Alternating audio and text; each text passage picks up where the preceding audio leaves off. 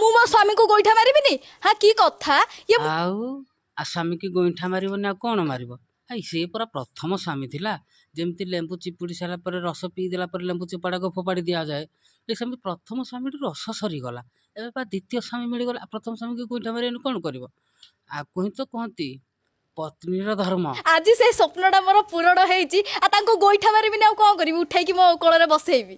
ଆଚ୍ଛା ମ୍ୟାଡ଼ାମ୍, କେତେ ଖଣ୍ଡେ ଗୋଇଠା ମାରିଛନ୍ତି ଆପଣଙ୍କ ସ୍ୱାମୀକି? କେତେଟା ଗୋଇଠା ମୋ ଇଚ୍ଛା, ଯେତେବେଳେ ହବ ସେତେବେଳେ ଯେତେବେଳେ ଇଚ୍ଛା ହବ 4-5ଟା ଗୋଇଠା ପକେଇ ଦିଏ, ଯେତେବେଳେ ଇଚ୍ଛା ହବ 2ଟା ପକାଏ, ଯେତେବେଳେ 1 ପକାଏ, କେତେବେଳେ କ'ଣ ବସିଯାଏ, କେତେବେଳେ ଅଧିକ ପଳାଏ, କେତେବେଳେ କମିଯାଏ, ଏମିତି ଆଉ।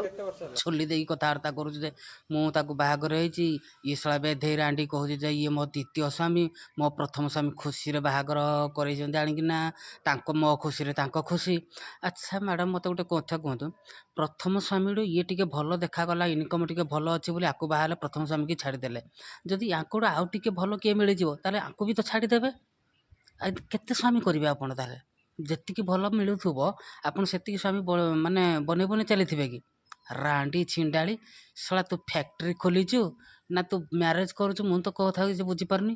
ଆଉ ଶଳା, ଏଇ ଯେଉଁ ଭାକୁଡ଼ା ଯାହାକୁ ତୁ ବାହାଘର ହେଇଛୁ, ସେ ଶଳା ମୁହଁରେ ତ ଟିକେ ଲାଜ ସରମ କିଛି ନାହିଁ। ତାକୁ କ'ଣ ସେକେଣ୍ଡ ହ୍ୟାଣ୍ଡ ଜିନିଷ ସବୁ ପସନ୍ଦ? ତାକୁ ଟିକେ ପଚାରିଲୁ। ତାକୁ କ'ଣ ମାନେ ଫାଷ୍ଟ ଜିନିଷ କିଛି ମିଳୁନି, ଖାଲି ସେକେଣ୍ଡ ହ୍ୟାଣ୍ଡ?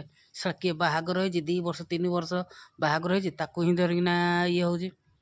ତମ ଭଳିଆ ଶଳା ରାଣ୍ଡି ଛିଣ୍ଡାଳିକି ଶଳା ଯଦି ମୁଁ ହେଇଥାନ୍ତିନି କି ଖଡ଼ିକା ପଛରେ ପୁରେଇ ଦିଆନ୍ତି, ଶଳା ମୟୂର ଭଳିଆ ଥେଇ ଆନ୍ତୁ। ଯୋଉ ଦାନ୍ତ ଦେଖିକିନା କହୁଛୁ ଯେ ମୋ ଖୁସିରେ ତାଙ୍କ ଖୁସି, ମୁଁ ସେଠି ଖୁସି ନଥିଲି, ଆଉ ଥରେ ବାହାଘର ହେଲି, ସେକେଣ୍ଡ ସ୍ୱାମୀ, ତ ସ୍ୱାମୀ ଛଡ଼େଇ ଦିଅନ୍ତି ରାଣ୍ଡି।